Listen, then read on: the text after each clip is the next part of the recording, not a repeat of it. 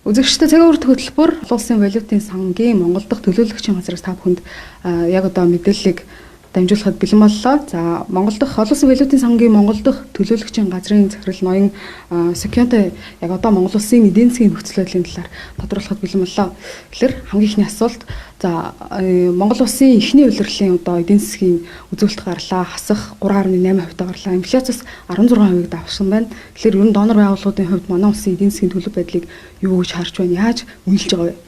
Is not an exception. Тэгэхээр Монгол улсын хувьд бол мэдээж хэрэг энэ саяхнаас бол энэ түрүүний хэлсэн одоо инфляц байна. За тэгээ дээрэс нь бол одоо хэлгээ аль дээр бол гарсан асуудлууд байгаа. За одоо бусад энэ асуудлуудтай холбоотойгоор хэд хэдэн бодлогын арга хэмжээг бол авсан байгаа. Нэгдүгээр гэх юм бол одоо Монгол банкын хувьд бол инфляцтай холбоотойгоор нэг бодлогын хүүгээ бол нэмэгдүүлсэн байгаа.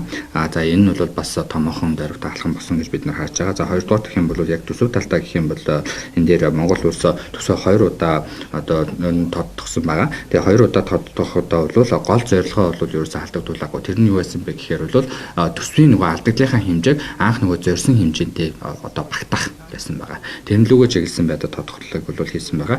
Тэгээд бас давхар эхний хагас жилийн байдлаар төсвийн одоо орлогын гүйцэтгэлийг хараад үзэх юм бол одоо төслийн орлого бол одоо бодчихснаас хамаагүй дээр орлого бүрдсэн байгаа тийм ээ.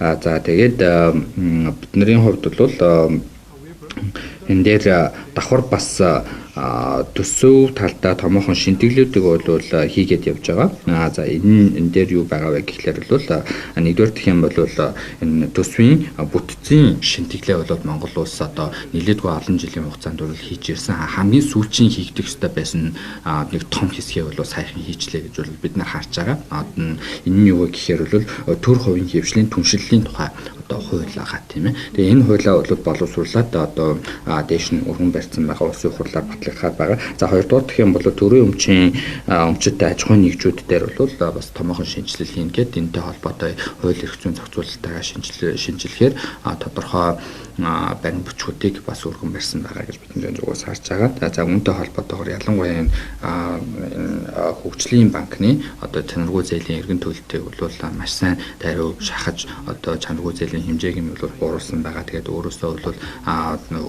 тэр бондын төлбөр бол эргэн төлөх хэмжээнд бол харьцангуй богино хугацаанд бол сайжирч чадсан гэж бид нар харж байгаа. За тэгээд 3 дугаарт гэх юм бол энэ Монгол банкны зүгээс бол нэг хэсэг нөгөө гадаад валютын ханшийг бол барих гэж нэлээд хатуу аргаар бол үзсэн. Гэхдээ энийг бол болоод маш юм чөлөөтэй хөрвөх юм боломжийг нь бол бүрдүүлсэн байгаа. За гэхдээ энэний үр дүнд бол мэдээж хэрэг гарснаас хойш бол төгрөгийн доллартай харьцах ханш бол 10% одоо суларсан боловч маш сайн тогтворчод ирсэн байгаа тийм ээ. Урдгахаа бодох юм бол тийм ээ. Тэгэхээр валютын ханш бол тогтворчод ирж байгаа гэж бол хэлж болно. Бохор одоо нөгөө хэмжигдэхүүнээр нь аваад үзэх юм бол за дөрөвдүгээр гэх юм бол нөгөө IPO байгаа.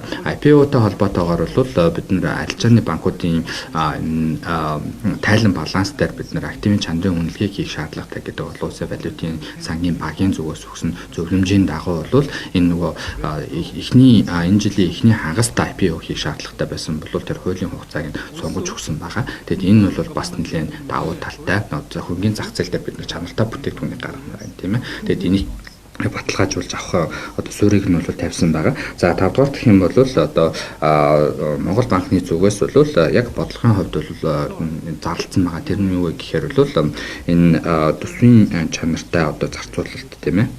Өөрөөр хэлбэл одоо mortgage өөрөөр хэлбэл ипотекийн одоо зээл дээр нөгөө санхүүжилт өгдөг байсан. Тэр санхүүжилтээ бол одоо татгалзаад засгийн газар талдаа шилжүүлж өгөө. Ингэснээрээ бол нөгөө яг нөгөө мөнгөний бодлогоо хараад бус байдлаар одоо хийх юм боломжоо бүрдүүлээд одоо давхар бас нөгөө инфляцтайгаа тэмцэн шүү дээ тийм ээ. Инфляцтайгаа тэмцэж байгаа альва гаргаж байгаа бодлого нь бол өөрөө бас нэг юм инфляц руугаа чиглэгдсэн байгаа гэдэг нөгөө олон нийтийн итгэлийг бас бий болгоход харьцангуй нөлөө үзүүлнэ гэж бид нар харж байгаа. За цаашид юу хийх шаардлагатай вэ гэхээр бол мэдээж хэрэг инфляцтайгаа тэмцэхийн тулд бол төсөв талтаа бол бас хатуу бодлогыг бол барих шаардлагатай байгаа.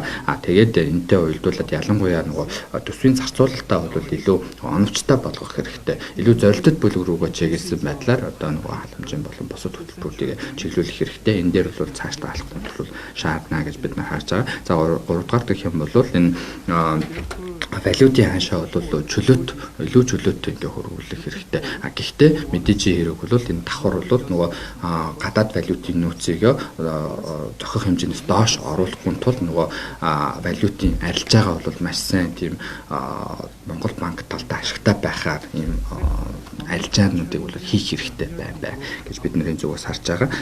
За 4-р гэх юм бол засаглал байгаа. Засаглалыг бол хязгаарч одоо орхиж болохгүй. Яагаад вэ гэхээр бид нар дотоодод Монгол улсын засаглал сайжирч илдод байдал одоо илүү нэмэгдснээр Монгол улсад нөгөө гадаадын хөрөнгө оруулагч нар орж ирж бизнес их орчин нь бол сайжирсан байна гэж харж байгаа. Ингэснээр бол гадаадын Монгол руу чиглэх хөрөнгө нэмэгдснээр нөгөө эргээд төвний ярьж байгаа нөгөө үрийн одоо нөгөө дарамтаас илүү гарах боломж нь бүрдэнэ гэж Intervene the FX market. За тодруулах гэсэн танд баярлалаа.